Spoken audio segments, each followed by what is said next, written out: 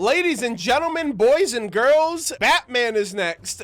The man, the myth, the legend, the king, the uncrowned king of Mondstadt, your boy, DILUC. Birthday, April 30th, affiliated with the Dawn Winery with a pyrovision and the constellation of Noctua. The tycoon of the winery empire in Mondstadt, unmatched in every possible way. That's crazy. I also know that DILUC is very involved in the manga to an extent as well. The stuff we learn here we'll probably learn in the manga as well. Character details. As the city of ballads and wine, Mondstadt's alcohol industry is renowned all over Teyvat. As owner of the Dawn Winery, DILUC is essentially in charge of half of the industry. That means he has a huge stream of revenue and the entire network of information in the form of tavern patrons gossip right at his fingertips. In a way, he is the uncrowned king of Mondstadt. The uncrowned king of Mondstadt. I can't believe they actually say that in his, like, text. If Mondstadt was like a monarchy, DILUC would be its king. The same would be said for Beidou in Liyue. I feel like they're two halves of the Mondstadt Liyue coin. I honestly think, like, Beidou is the Liyue equivalent of DILUC, not in, like, their industry or what they do to make money or whatever, but just their influence in those respective regions. Character story 1. The scent of wine always lingers in the air in Mondstadt. If one were to follow the scent at its source, one would invariably arrive at DILUC's Dawn Winery. A wooden plaque proudly announces the winery's name, and beneath it is written in the winery's motto, "Shine True." Most interpret this to mean that the wine is brewed for consistency of taste, that time-honored technique, and the same health dose of sunny optimism that the dawn brings. Meanwhile, the more pragmatic Knights of Favonius are reminded of this long history of mutual respect between the winery and the city. The winery holds festivities from time to time. These events are routinely attended by enthusiastic fathers eager to introduce their wonderful daughters to the young and single winery master. This is all highly entertaining to other guests who watch on and comment mockingly, "We'd much rather Master DILUC stay married to the winery given how good the wine is." DILUC deals impeccably with all situations no matter who or what comes his way. DILUC is a fine young gentleman in every conceivable respect. Yo, DILUC is that freaking dude, bro. He's Batman. He can do no wrong. Character story 2. DILUC avoids talking about the past. If only DILUC were still a member of the Knights. After a few drinks, senior Knights would say words to this effect with a sigh. They referred to the event from long time ago, back before DILUC's father, Master Crepus, was still the owner of the winery. Master Crepus's wish was for his son to become the most esteemed knight of all and safeguard Mondstadt, the city of freedom. As per his father's wish, DILUC trained rigorously to make himself worthy of the Ragenvinder name. Sure enough, he passed the Knights of Favonius' trials, swore the oath to protect Mondstadt, and entered their ranks. Before long, he achieved an early promotion, which saw him become the youngest ever cavalry captain. Kaya has his stepbrother's position now. Over the course of his missions and patrols, the denizens of Mondstadt gradually came to know this young and passionate cavalry captain. No matter what the mission demanded from him, he always maintained his posture and his passion, no matter how big the challenge before him. His boundless courage always led him to the front lines. The praise he received from his comrades and citizens spurred him on, but the words of praise he valued the most were, "Good job, now that's my son." His father's words fueled the fire inside his heart and served as his greatest motivation. His faith was an unquenched fire that burned strong and bright inside him. DILUC was so young back then. Damn, dude, what happened? What happened to this DILUC, dude? Now he seems so cynical. He seems so melancholy and drab. I assume something happened to his dad, first and foremost. The DILUC of the past was heavily spurred on and motivated by his dad, so I assume something happened to his dad. He left the Knights because of that. Kaya just, like, swooped in and took his position, which is probably why DILUC also doesn't respect Kaya, because it's like, bro, what the fuck? Our dad dies and then you do that? You know, he probably felt like a little bit of betrayal there. Character story 3. Sometimes life can change in an instant. The day that Crepus spoke those words to DILUC would turn out to be the latter's last as a Knight of Favonius. For on that day, a horrific monster attacked the transport fleet he and his father were traveling with. There was no time for DILUC to send for help. The monster was stronger than any foe the young cavalry captain had ever encountered and overpowered him. DILUC could never have anticipated the way the battle would end. His father, who had been denied admittance into the Knights and who was shunned by the gods, wait, what? Defeated the monster with an unknown evil power. Before that same power backfired, mortally wounding Crepus himself. Crepus died shortly after in his son's arms. With a heavy heart, DILUC returned to the Knights headquarters only to receive an unthinkable order from Inspector Master Irach. Conceal the truth. Irach insisted that the incident must be portrayed as an unfortunate accident in order to maintain the reputation of the Knights of Favonius in the eyes of the Okay. So what was the monster, like an abyss? And what was this evil power that his dad used? Was it a delusion? Maybe. So he was shunned from the gods, so that means his dad was never getting a vision. So I could see his dad using a delusion, but is a delusion considered an evil power? I thought it was like a man-made thing. The power backfired. So if delusions are man-made, I can definitely see them being faulty. Crepus defeated the monster. The power backfired. DILUC's dad dies. He goes to the knights and asks for help, and the knights are like, yo, we gotta tell people that this shit never happened. So they're putting the reputation of the knights over the reality of the situation, almost kind of dismissing the fact that DILUC's dad just fucking died. Such was the sheer outrageousness of this request that DILUC did not think it was even worth trying to argue. DILUC's father had once said to him that the world would never turn its back on the faithful, but now the Knights of Favonius trampled on his faith like it was nothing. He couldn't help but wonder, what was my father's view on faith in his final moments? DILUC resigned from the Knights that day and left everything behind, including his vision. He swore to avenge his father's death and find the source of what oscillate power which had caused his father's demise. Oh shit. I did not know DILUC was on a quest for vengeance. Jeez, man. That's the closest thing you're gonna get to a Batman tragic story of DILUC's parents dying. They didn't talk about the mom at all, so I don't know if his mother was just never in the picture or if she died early on or whatever, but where the fuck was Kaya during all of this? I know this is like the DILUC thing, but they're talking about the dad. I'm surprised they didn't talk about Kaya at all. Maybe they'll talk about DILUC and Kaya's, perhaps. Character story 4. So after DILUC resigned and discarded his vision, he handed the runnings of the Dawn Winery over to the head housemaid and left Mondstadt altogether. Wow. DILUC traveled all across the 7 nations of Teyvat? Oh shit, this man's been everywhere. All clues pointed towards a behemoth organization, the Fatui. He learned that they made counterfeit visions in secret, calling them delusions. A delusion could amplify the power of its bearer to the extreme, but also carried the risk of backfiring. That was what had caused his father's death. Was it possible that his father could have obtained such a sacrilege item in order to do good? I guess that's why the gods turned their backs on him, because it's like, oh, you're gonna use that fake me out vision, well then we're not gonna bestow you a real one. DILUC knew he may never know the full truth, but that could never stop him from pursuing it. Like an eagle soaring the wilderness, he set off on a quest on his hunt for the truth. Determination burning like fire in his heart, unfathomable enigmas and unending battles could not sway him from his course. He pressed on relentlessly, scarring but undeterred like a fiery tornado, burning through the dense fog of mystery. The Fatui's rulers, the Harbingers, monitored DILUC's progress from the shadows. The prowess with which he laid waste to numerous Fatui strongholds caught their attention and forced them to take action. DILUC narrowly escaped death at the hands of the Harbingers thanks to a third-party observer from the north? Hold up, that Venti?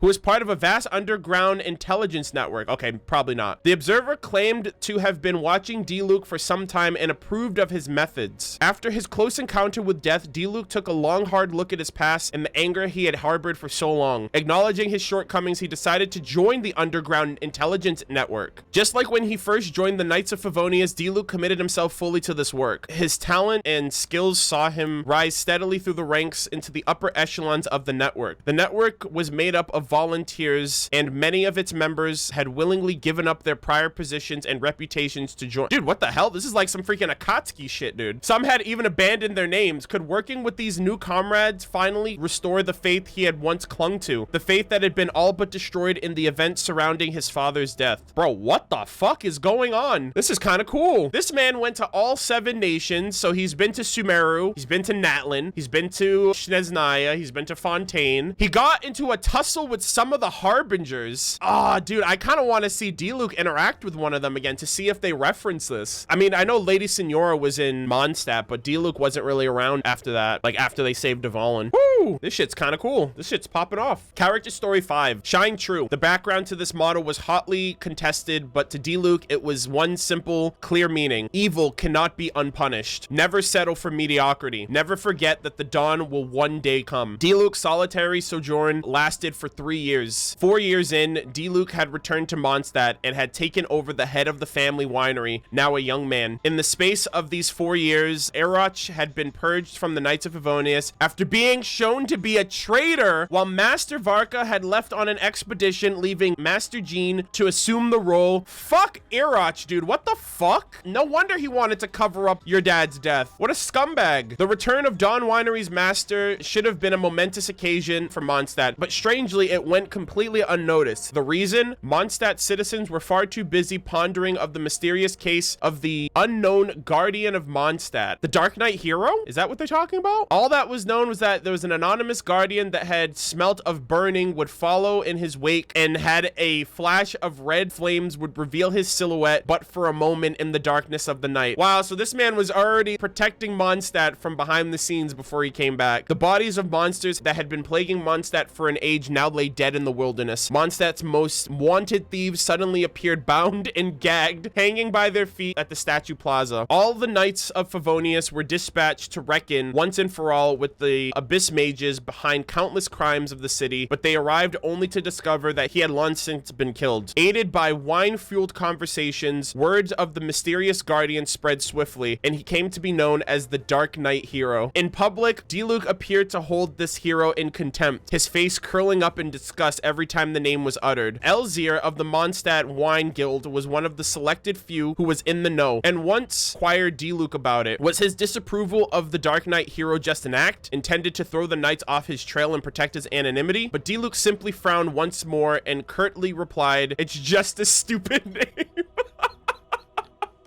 He's like, oh, I don't have a problem with what the Darknight hero does. It's just they gave me a dumbass name. I hate that. Dawn Winery's apple cider. DILUC may hold the whole wine industry in the palm of his hands, but he himself is not fond of wine. At DILUC's request, the Dawn Winery developed several alcohol-free beverages, a decision that was met with resounding approval by those in Mondstadt who could not drink alcohol but still wanted to partake in the drinking culture. One of those non-alcoholic beverages is Mondstadt's apple cider vinegar, a success which is on par with dandelion wine in terms of monthly sales volumes. Some think that DILUC must have had high standards when it comes to wine, that he's never seen drinking the mediocre quality beverages that are available to the public. Others think that drinking wine must surely remind him of his father, and that is why he doesn't touch it. When pressed on about his drinking habits, he responded by saying that alcohol clouds his thoughts and consuming it would impact his day-to-day work. But the thing that people don't understand is, what kind of day-to-day work does a winery master do if it requires him to never touch a drop of alcohol? Him and Rosaria, they're out here doing the freaking Night Mother's work, cleansing the world of wrongdoers, keeping Mondstadt street safe. That's kind of cool. All right, so we have Vision. Crepus had two regrets in life. One was never becoming a knight, and the other was never obtaining a goddamn. That's a double whammy right there, bro. You were freaking shunned from the knights and shunned from the gods. Sad life, dude. For those reasons, in the moment that DILUC received his visions, he took it as a recognition by the gods of his and his father's shared ambition. Finally, he could make his father proud. Just a few years later, his father died in a dark and gloomy day. The hopes and dreams that burned bright in DILUC's vision was extinguished in the torrential rain that fell on that night. That's another thing too. This man left his vision behind and then went and traveled the 7 nations and duked it out with harbingers without a vision. That's badass. Especially since those harbingers have visions and delusions. That's fucking crazy. No matter how upright and good-hearted a person may be, death will still come for them without warning. Is that where the tale of justice ends? Just like that? It seems to him that his vision and his status as knight were both equally ineffectual at enabling him to protect things that he treasured most. It was time to discard them both, he decided. When he recognized his own powerlessness, his vision became but a burden, of no greater service than a delusion. Empty titles were of no interest to him. He sought after ardent flames that would burn brighter than any other, in an unshakable resolve. Only a firm resolve can drive truth seekers forward, and only ardent flames can vanquish the ice that freezes the hands of justice. On the day that DILUC returned to Mondstadt, he took up his vision once more. The event of his years away had purged him of his childish immaturity and turned him into a hero ready to shoulder his father's will once more. Each night from the shadows, he fought for Mondstadt. He did not discuss the past, but he did not deny the past either. To the lost, perhaps a vision is the beacon of light given by the gods to help them find the path forward. But to those with conviction, a vision is simply an extension of their strength, a medium of channeling their willpower, a tribute to the experiences that had shaped them, and a testament to the story of their life so far. It's so crazy how each of these visions being being granted is backed by like a different type of like resolve. Like Bennett's is his undying passion despite adversity of being unlucky. DILUC's is like, instead of looking at a vision as a crutch, he sees it as an extension of who he is as a person. Shangling's was like, oh, this is approval for my culinary skills and my passion as a chef. Everything that drives these people is universally accepted as like truths of these people. None of them are being fake, you know, playing up a persona or anything like that. Seeing a vision, you're actually visioning like the actual essence of the character. And I just think that's really cool. Everyone has their own story, and it's cool that the vision helps tell that in its own way. DILUC of Mondstadt.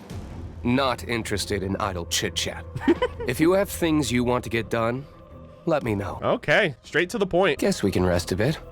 You should really bring the Knights of Favonius with you next time. Damn. Well, I mean, they're useless, right? What'll that do? I still have a lot to do at the guild. How about you take a rest while I go back? I don't need an umbrella, but you can use one if you need.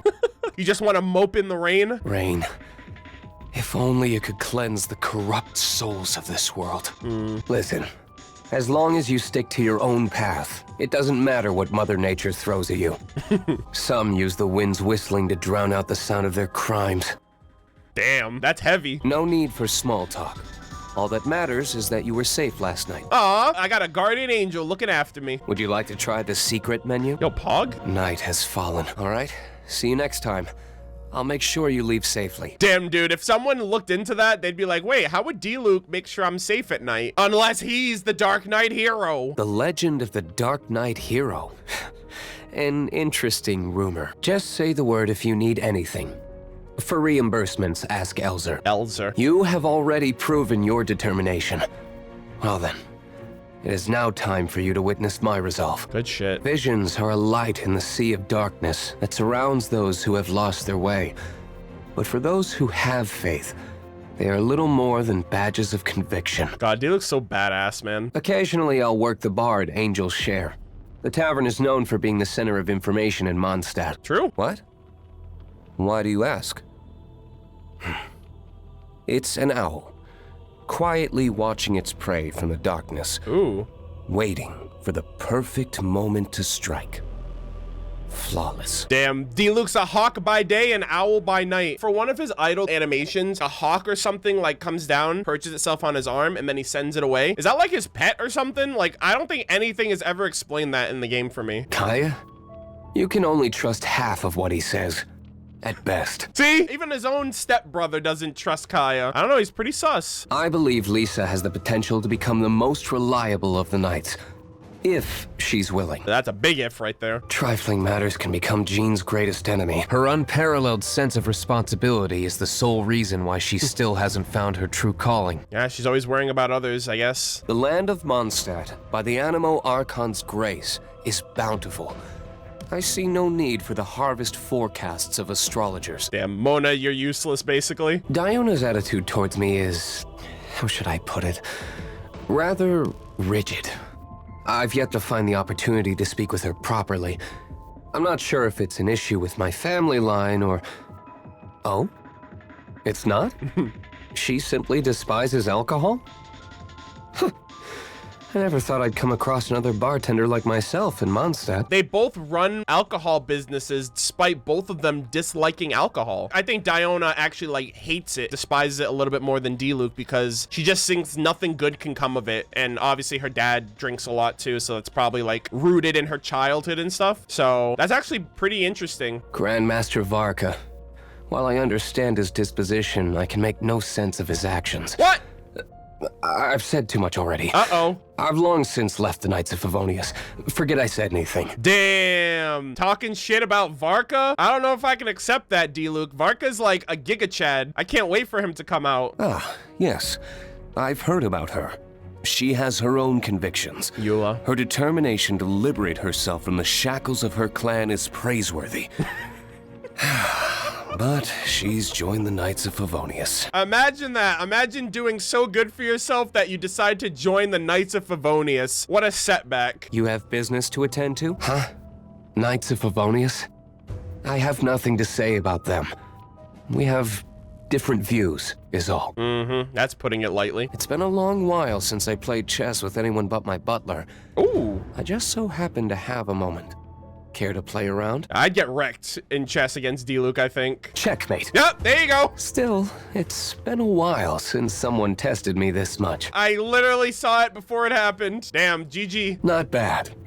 Be it chess or combat, you always seem to surprise me. Working with you is quite the novelty.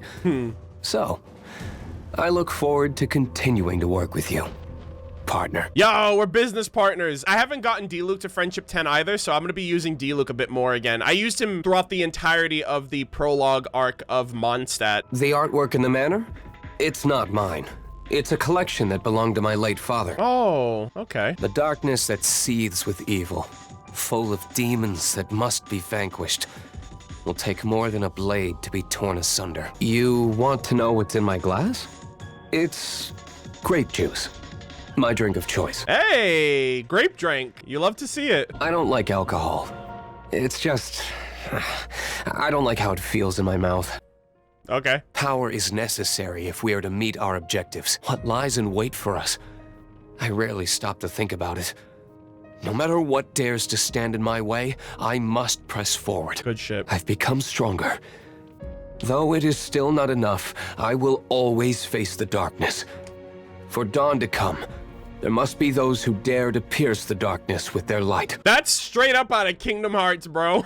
Kingdom Hearts and Genshin Impact confirmed, ladies and gentlemen. Gosh, DILUC's great. I don't have him ascended, obviously, so we'll come back to that conclusion one after a while. I'm pretty sure they're going to showcase a bit of DILUC's past with his dad. Maybe they'll show what monster it was that attacked them in the manga, because I know a lot of the manga chapters all take place in the past. It'll most likely show that. It'll probably show everything of his profile, essentially, since everything took place in the past. I don't know if we'll see him traveling the 7 nations or getting in tussles with the Fatui or the Harbingers, but I did not expect to get that much out of it. Like, learning about his dad. We got nothing of Kaya and like how Kaya falls into the whole Ragenvinder family line. I also feel like Kaya is like a mole for the remnants of Conria after its destruction. So Kaya is going to be very interesting overall. And the fact that he and DILUC are like fire and ice is interesting as well. But I really liked this and I really look forward to reading DILUC's chapter in the manga.